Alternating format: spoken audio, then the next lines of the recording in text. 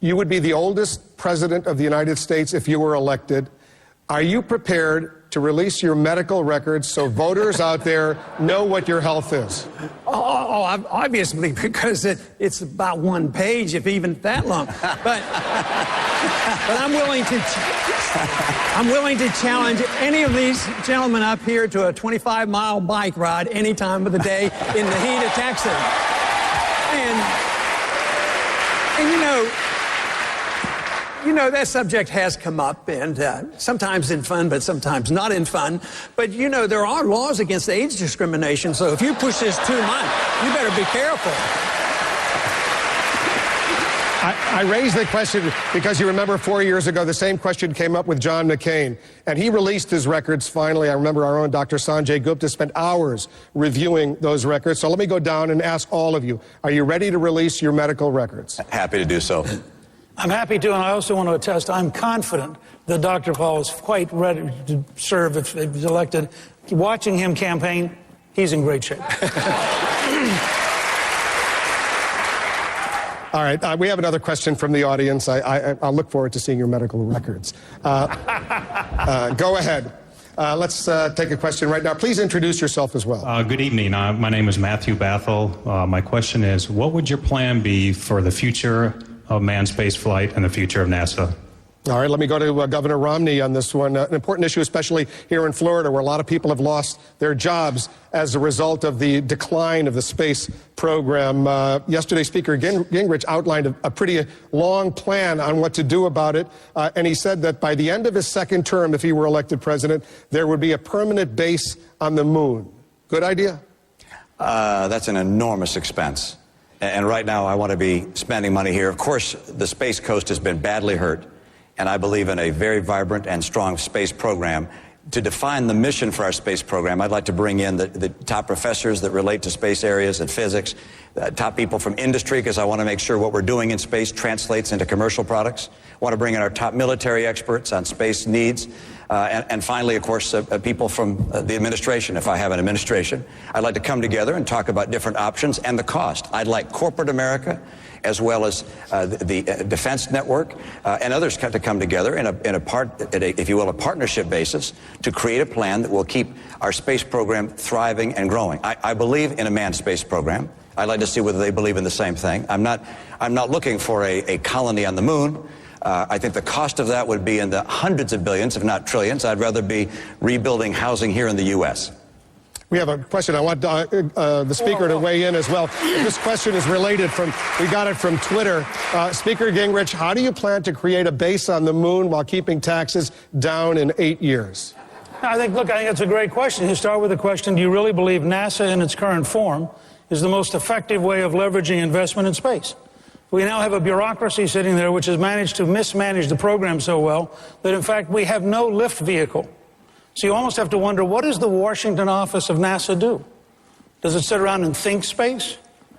Does it contemplate that someday we could have a rocket? My point in the speech I made yesterday, which is on C-SPAN, and I'd love to have all of you look at it. It's based on having looked at space issues since the late 1950s when Missiles and Rockets was a separate magazine, and working with NASA and others. I believe by the use of prizes, by the use of incentives, by opening up the spaceport so that it's available on a ready basis for commercial flight, by using common sense. For example, the Atlas V could easily be fixed into a man-capable vehicle, so you didn't have to rely on a Russian launch or a Chinese launch. There are many things you can do to leverage accelerating the development of space. Lindbergh flew to Paris for a $25,000 prize. If we had a handful of serious prizes, you'd see an extraordinary number of people out there trying to get to the moon first in order to build that. And I'd like to have an American on the moon before the Chinese get there. Senator Santorum. I believe America is a frontier nation. And obviously the frontier that we're talking about is the next one, which is space. And that we need to inspire. One of the big problems we have in our country today is that young people are not getting involved in math and science and not dreaming big dreams. And so NASA or the space program or space is important. But NASA is one component of that. Our space defense is another area. I think both of which are very, very important. I agree that we need to bring good minds in the private sector much more involved in NASA than the government bureaucracy we have. But let's just be honest. We run a $1.2 trillion deficit right now. We're borrowing 40 cents of every dollar, and to go out there and promise new programs and big ideas, that's a great thing to maybe get votes, but it's not a responsible thing when you have to go out and say that we have to start cutting programs, not talking about how to grow them. We're going to cut programs. We're going to spend, under my administration, we're going to spend less money every year. Every year, year to year to year, the federal government amount of spending will go down for 4 years until we get a balanced budget. And you can't do that by grand schemes, whether it's the space program or, frankly, whether it's the Speaker's Social Security program, which will create a brand new Social Security entitlement. Those are things that sound good and maybe make big promises to people, but we've got to be responsible in the way we allocate our resources. We're going to get to that in a moment, but Congressman Paul, Texas, the space program, very important there as well. Where do you stand on this? Well, I don't think we should go to the moon. I think we maybe should send some politicians up there at times. But I went into the Air Force in 1962 and studied aerospace medicine. Actually had a daydream about maybe becoming the first physician to go into space. That didn't occur, but I see space, the amount of money we spend on space, the only part that I would vote for is for national defense purposes, not to explore the moon and go to Mars. I think that's fantastic. I love those ideas. But I also don't like the idea of building government-business partnerships. If we had a healthy economy and had more Bill Gateses and more Warren Buffetts, the money would be there. It should be privatized. And the people who work in the industry, if you had that, there would be jobs in aerospace. And I just think that we don't need a bigger and newer program. When you think of the people, I mean, healthcare or something else deserves a lot more priority than going to the moon. So I would be very reluctant. But space technology should be followed up to some degree for national defense purposes, but not just for the fun of it and, for scientific. We're going to leave this subject, but before we do, I want to just, Speaker Gingrich, to clarify what you said yesterday in that major speech you delivered on space. You said that you would support a lunar colony or a lunar base, and that if 13,000 Americans were living there, they would be able to apply for U.S. statehood from the moon. I was meeting Rick's desire for grandiose ideas.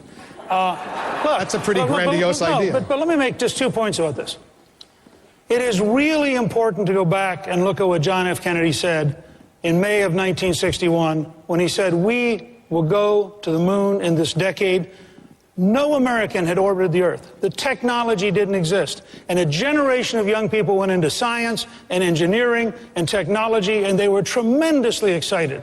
And they had a future. I actually agree with Dr. Paul. The program I envision would probably end up being 90% private sector. But it would be based on a desire to change the government rules and change the government regulations to get NASA out of the business of trying to run rockets and to create a system where it's easy for private sector people to be engaged. I want to see us move from one launch occasionally to 6 or 7 launches a day because so many private enterprises walk up and say, we're prepared to go do it. But I'll tell you, I do not want to be the country that, having gotten to the moon first, turned around and said, it doesn't really matter. Let the Chinese dominate space. What do we care? I think that is a path of national decline, and I am for America being a great country, not a country in decline. We're going to move on, but go ahead, Governor Romney. I spent 25 years in business. If I had a business executive come to me and say they wanted to spend a few $100 billion to put a colony on the moon, I'd say you're fired. The idea that corporate America wants to go off to the moon and build a colony there, it may be a big idea, but it's not a good idea. And we have seen in politics, we've seen politicians, and Newt, you've been part of this, go from state to state and promise exactly what that state wants to hear.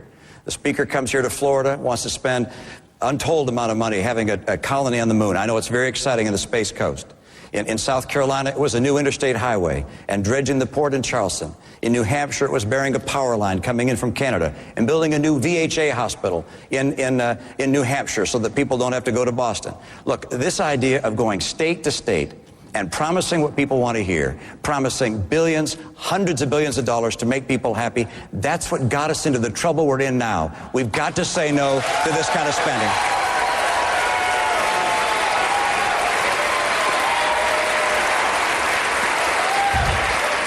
want to make 2 points. First, I thought we were a country where one of the purposes of candidates going around was to actually learn about the states they campaigned in and actually be responsive to the needs of the states they campaigned in. For example, the port of Jacksonville is going to have to be expanded because the Panama Canal is being widened. And I think that's a useful thing for a president to know. I think it's important for presidents to know about local things. Second, and at the other end of the state, the Everglades Restoration Project has to be completed, and it's the federal government which has failed. But second, in response to what Rick said, when we balanced the budget with the 1997 Balanced Budget Act and ultimately had 4 consecutive balanced budgets, we doubled the size of the National Institutes of Health because we set priorities. It is possible to do the right things in the right order to make this a bigger, richer, more exciting country. You don't just have to be cheap everywhere. You can actually have priorities to get things done. All right, we're going to move on, but go ahead, Ron Paul. I want to make a quick comment. Because Newt's mentioned this quite a few times about balancing the budget for 4 times. I went back and looked at the record. The budget was, the national debt during those 4 years actually went up about $1 trillion. What he's talking about is he doesn't count the money he takes out of Social Security. So Reagan nor you had a truly balanced budget because the national debt goes up and that's what we pay the interest on. So I think you've stretched out a little bit more than you should have. Go ahead and respond, and then Senator Santorum. No, do you want to respond to Congressman Paul? I would just say, under the system that was used, we were $405 billion in balance for 4 years. I agree with Ron, but let me finish. I actually agree with you, and I propose that we take Social Security off budget so no president can ever again threaten, as Obama did in August, that he would not send the check out. And you could set Social Security back up as a freestanding trust fund. It does have enough money, and you could, in fact, pay the checks without regard to politics in Washington. Go ahead, quickly. Look, we just listened to the President of the United States the other night completely ignore the biggest problem facing this country when it comes to our financial health. We've been downgraded as a country, and the President of the United States completely ignored any of the heavy work, the hard work, and being honest with the American public about what we have to do to get our fiscal house in order. And I think that's the point I would make here. Going around and promising a whole bunch of new ideas and new projects and big ideas, that was fine. And maybe we could do that. I supported the doubling of the National Institutes of Health. But we didn't have a $1.2 trillion deficit. We weren't at over. We are now going to reach $16 trillion, which is more than our whole GDP. We were not in that situation 15 years ago. We are in a different world. We need leaders who are going to be honest with the people of this country of the problems we have and have bold solutions to make that happen. I'll do that. Let's continue on this subject, but let's take a question from the audience. Go ahead. Stand up and please introduce yourself. My name is Lynn Frazier, and I live here in Jacksonville. And for the Republican presidential candidates, my question is, I'm currently unemployed, and I've found myself unemployed for the first time in 10 years and unable to afford health care benefits. What type of hope can you promise me and others in my position? Let's ask Congressman Paul. Well, it's a tragedy because this is a consequence of the government being involved in medicine since 1965. When I was growing up, we didn't have a whole lot, but my dad had a small insurance, but medical care costs weren't that much. And you should have an opportunity. Medical care insurance should be given to you as an individual. So if you're employed or not employed, you just take care of that and you keep it up. When you lose a job, sometimes you lose your insurance. But the cost is so high. When you pump money into something like housing, costs and prices go up. If you pump money into education, the cost of education goes up. When the government gets involved in medicine, you don't get better care. You get cost goes up and it distorts the economy. It leads to a crisis. But your medical care should go with you. You should get total deduction on it. It would be so much less expensive. It doesn't solve every single problem, but you're suffering from the consequence of way too much government and the cost going up because government has inflated the cost, and we have a government-created recession, and that is a consequence of the business cycle. Speaker Gingrich, what should Lynn do? Well, look, she actually put her finger on 2 different problems. The largest challenge to this country is to get the economy growing so she can have a job, so it's easy for her to have insurance. We need, and the president did nothing about this the other night. In fact, his proposal on taxes would make the economy worse.